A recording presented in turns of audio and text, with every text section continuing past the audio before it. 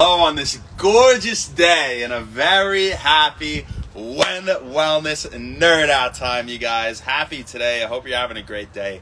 What I want to talk about today are some good food choices for our kids. We talked about what we should be avoiding yesterday. We talked about all the processed foods, the high fructose, all that kind of BS we shouldn't be giving them that's actually making them dumber. But today, let's kind of go through, we'll map out breakfast, lunch, dinner, what you could be giving your kids to help improve their cognition, their brain health, things like memory, yada, yada, yada. Have them doing better in school, thinking well all day. So, let's go through a bunch of foods here first that are good for brain health and improving cognition in general before we get into the meals. We're talking things like whole grains, phenomenal. As far as spices go, turmeric is probably top of the table in terms of brain health, cognition type thing.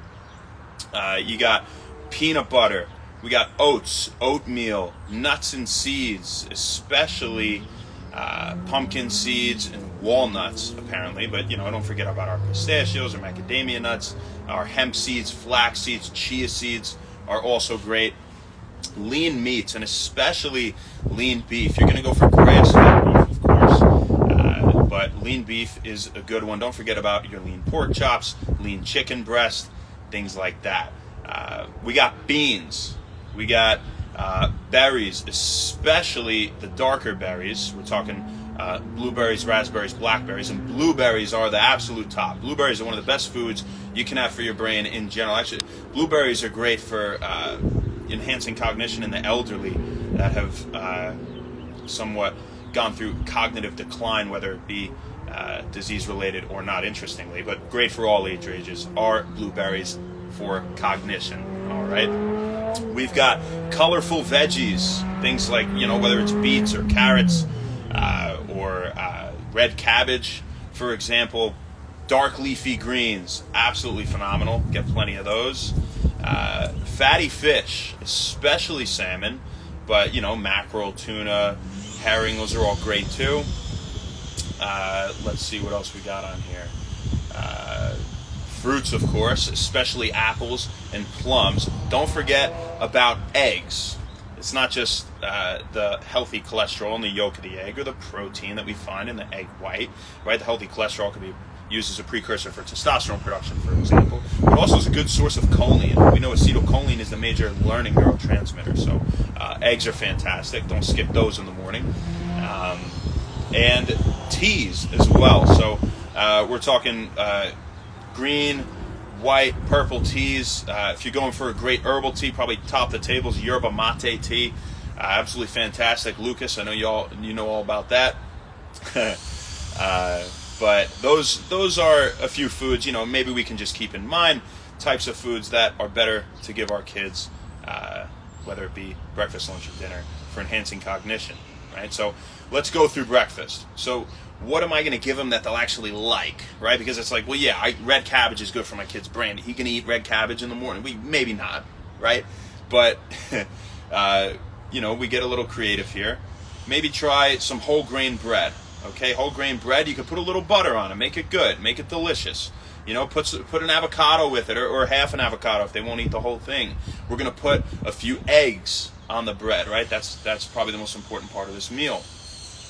You can give them some yerba mate tea on the side. If you can get them to take a couple of fish oil pills, that would be fantastic as well. So that's something like maybe an apple on the side too, is a pretty solid breakfast there. Right? But just make sure we're high in protein. Right?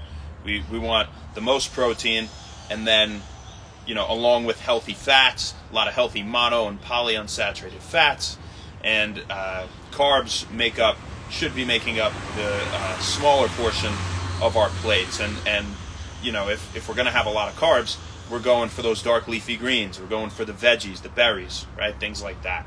High in soluble fiber as well, because gut health is intimately related with brain health.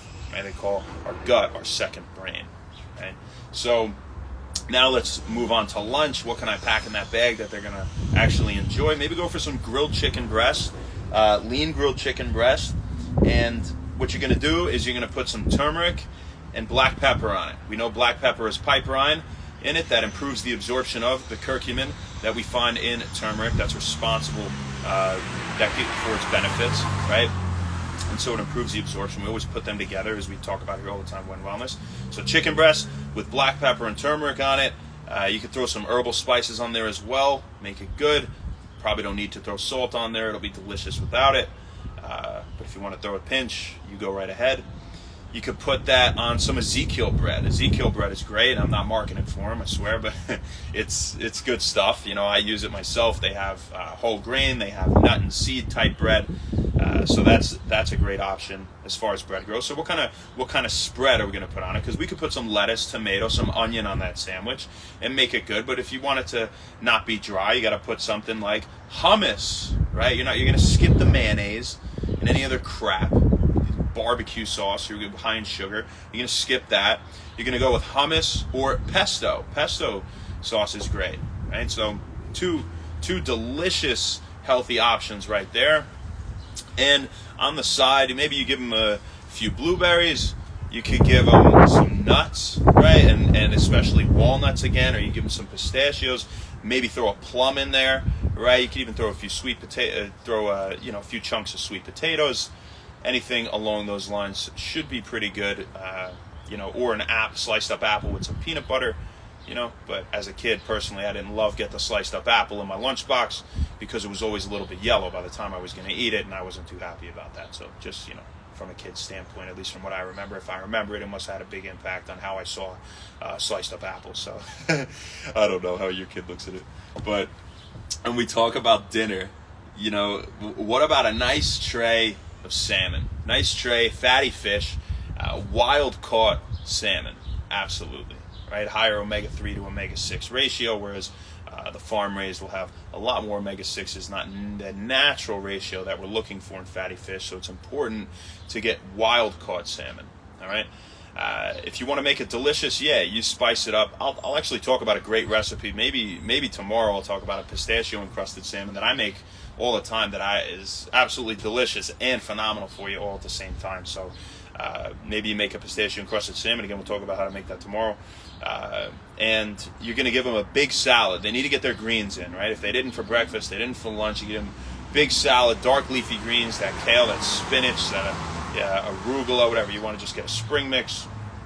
And we're going to throw some colorful veggies in there like carrots and beets. You could maybe sneak your red cabbage in there. But one thing that's very important when we're making the salad is that we put monounsaturated fats with the greens. And, they can come in the form of extra virgin olive oil, for example, organic cold pressed extra virgin olive oil. If you pour it over those greens, mix it up good, it actually drastically improves the absorption of the beneficial compounds in the greens by a lot. So it's way better than having it dry with some other crap. You don't need that Italian dressing. If you want to make some homemade dressing with olive oil, maybe some lemon, balsamic vinegar, whatever, fine. But definitely extra virgin olive oil is great in there. Avocado would also help you absorb the nutrients better in the greens, and so would, say, eggs. So a few good things that you could throw in there. For dessert, you could give them Greek yogurt with blueberries in it. Now, don't get the Greek yogurt with a ton of added sugar. It'll defeat the purpose. We talked about how that's not what we want yesterday, right? So you get one, what's a good brand? Chobani Complete. I get that, and not regular Chobani. That some of those have a good amount of added sugar. You get the Chobani Complete. And even if you get the vanilla, it's like 7 grams of sugar for a serving.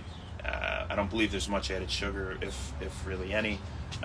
But that's a pretty good one. So maybe give that a go. It's pretty delicious. They should enjoy it. If you throw some blueberries, raspberries, or blackberries in it, you could also put some berries on the salad to make it more enticing. Throw some nuts on the salad, maybe some shelled pistachios or some walnuts, or throw some macadamia nuts in there or something if they like that.